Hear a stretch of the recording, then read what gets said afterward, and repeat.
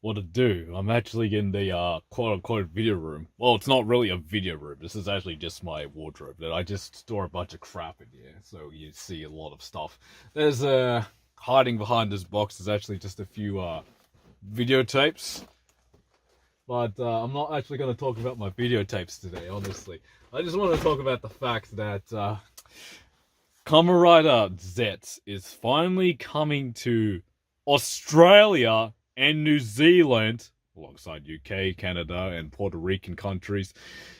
Finally, for over, I just really want to say, almost a decade and a half.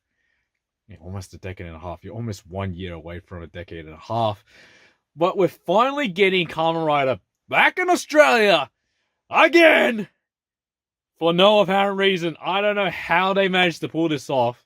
Oceania just gets sent to like the end of the stick where nothing really happens. All these other countries, like across the globe, including places like Southeast Asia, are much more luckier than Oceania. In Oceania, we get nothing, and we don't even talk about it. We don't even care. We just kind of really just take it for granted at this point, because we just think that we're just too small just to even get such a property like Kamen Rider imported. Now, don't get me wrong, we do get some bonuses like Shin Ultraman, right? And that is just a lucky case because we managed to get Shin Ultraman, Shin Godzilla, still no Shin Kamen Rider. That is kind of like this weird kettle of fish because this is a Toho movie in terms of distribution. This isn't really a Subaraya film at best, even though that it is produced by Kiriaki Ono, Shinji Higuchi, and Subaraya Productions for using the properties and whatnot. But at its core, it is mostly a Toho film. We also got the theatrical release of Godzilla Minus One. I did watch that in 2023, and that was a great movie experience I get to view at my own leisure. But I never got the Blu-ray for it because, obviously, because of budgetary issues. And at the time, I was broke. I didn't even bother buying any more Blu-rays. Anyways, that's a bit of a tangent. Getting Kamen Rider in Australia is pretty much a big deal. It's kind of like this deal where it's just like, you pull a shit ton of strings, and it's just like, you never thought it would happen. For this to happen basically means that you have to go through like the rating system. You have to go through a lot of commissions to open up your business in Australia. There's a lot of loopholes why Shout Factory couldn't even release a lot of this stuff in Australia. Think about this for one moment. They were talking about like fans demanding stuff for Shout Factory. Shout Factory had all companies just to get this foot through the Australian market. It wasn't going to happen. First and foremost, you have to get the business organized in Australia. You have to register your tax as a business. You have to go through the OFLC, which is basically the rating system in Australia. And you have to get these independently rated and also make sure that your business is even viable in Australia, which is a very big risk for properties like these. And these properties don't really make a lot of money. There's big nerds like myself, DVD enthusiasts, and then there was just people that don't even like certain regional releases where there's a lot of stuff missing. They would eventually just flock all the way to Australia because there's like certain things that are a lot better than they were with their home domestic releases. Reverse importing, or whatever it is. Really, that's pretty much what the whole market has culminated into. To get something like Kamen Rider is like this big pipe dream. Okay, sure, there was a few things that Amazon Prime had pulled their legs through. You know, we had Kamen Rider Black Sun. We had Shin Kamen Rider. Only for Amazon Prime, and those were apparently quote-unquote rated by the OFLC. Believe it or not, I did use my spare time to look at the OFLC ratings on their database, and I could not find a single bit of information regarding those titles. Don't ask me why, I just did it because I was bored. I don't know, I didn't really have much time at the time, really, I don't know. Look, that's all. That's a few things going through here, but it's just thinking about it. It's just like, okay, we get to watch Kamen Rider in Australia, and the last time I saw that domestically was, well, besides the streaming releases, was over a decade ago. So, in case some of you didn't know, around 2011, both Kamen Rider Dragonite, Power Ranger Samurai were airing around the same time. Before I went to school, in the early mornings, 7:30 p.m., 8 o'clock, as like a little Australia superior time. I think this only really applies in Victoria. I'm not too sure if this really extends outside to Western Australia or to Adelaide and maybe Queensland. I don't know. The weird thing about like Costello 9 Fairfax is that they have their own system of networks kind of really congregated to like regional networks. In regional Victoria, if you go like in the bumfuck out of nowhere, it's called Win. And then you go into the capitals, it's called Channel 9. And then like half of the time they share like broadcasting time with Sky News. It's so weird. I feel like the reason I'm trying to simplify this is that I don't really want to go into the history. But at the time, that was the only time where it was live broadcast. You weren't watching it on demand. You're watching it at the time when it was airing.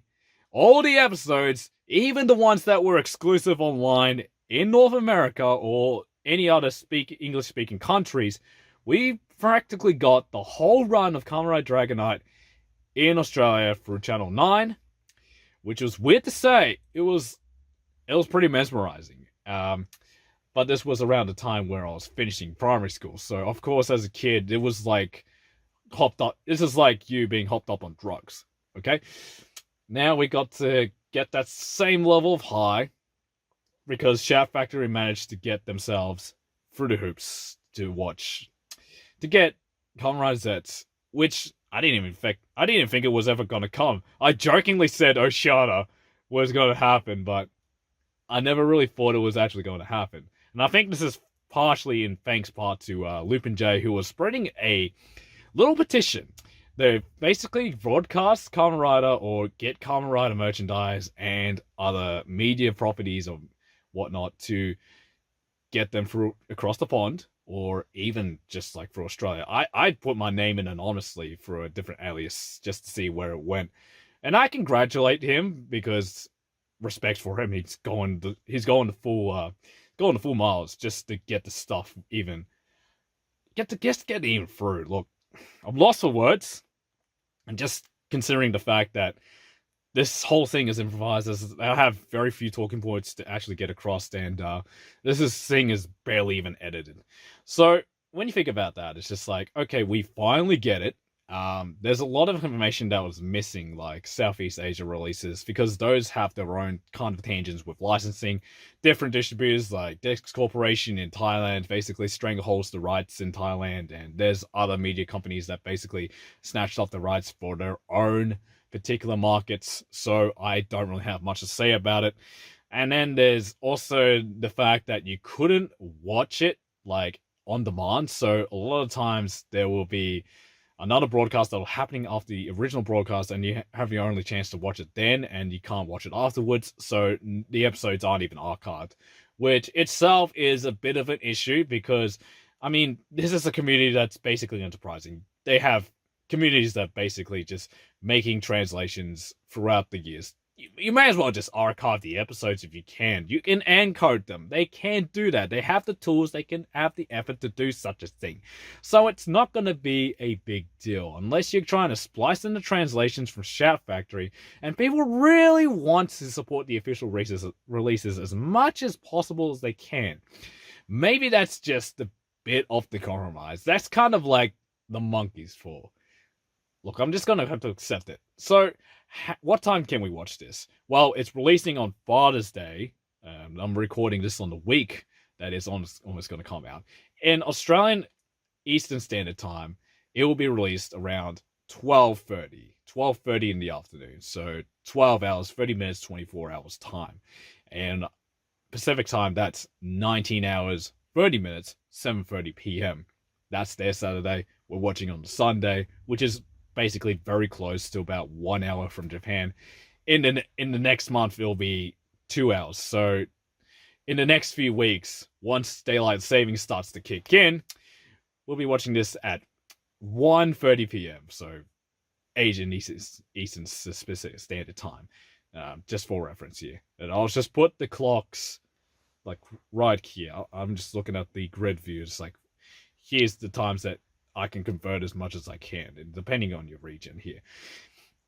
Yeah, there will be replays, but most of the people will kind of really forget about them unless if you actually are working and you don't have much time to actually catch up with the original broadcast. I can understand that specific point of view, and like, look, I work on weekends too, and a lot of my schedule is not even linear. It's kind of really a 24 hours operation for where I work, so I don't really get much of a chance to actually even sit down and watch any of this, or spend 30 minutes and then like an intermission of like 15 minutes, 10 minutes to for the ads to kick in. It's like, look, we don't have, not many people have time, so to speak. I get it. I get that. I understand that why people are mad. And I understand why people are obviously making this non-problem sort of into the problem. Maybe it is a problem. The non-problem is mostly just like availability, and I think this is mostly relates to the history of distribution of a lot of this content, because toy company kind of really works as a very old school company where basically just like, we do not want to sell you product, we do not want to sell you to this market, we are not interested in expanding into this area. This happens a lot with a lot of anime companies at the time, so it's not really a big secret. This is kind of like the expectancy of a lot of these Japanese companies. They're just not willing to expand and not willing to distribute to outside of Japan because they're not interested. That's really what it is. But unfortunately, I feel like that has become a bit of a grievance. Even if I did mention earlier, it may have not been a non-issue because there's going to be people trying to find ways to watch it. So I kind of really just wanted to get this out there, but I just don't think I was going to make myself a bit of a presentive kind of video, because all I was really going to do was like flex my videotape collection and all these toys that I accumulated over the years. I don't know why I'm even filming this room in the first place. I thought it was just going to be a good backdrop. Anyways, that's it for today. I'm out of here.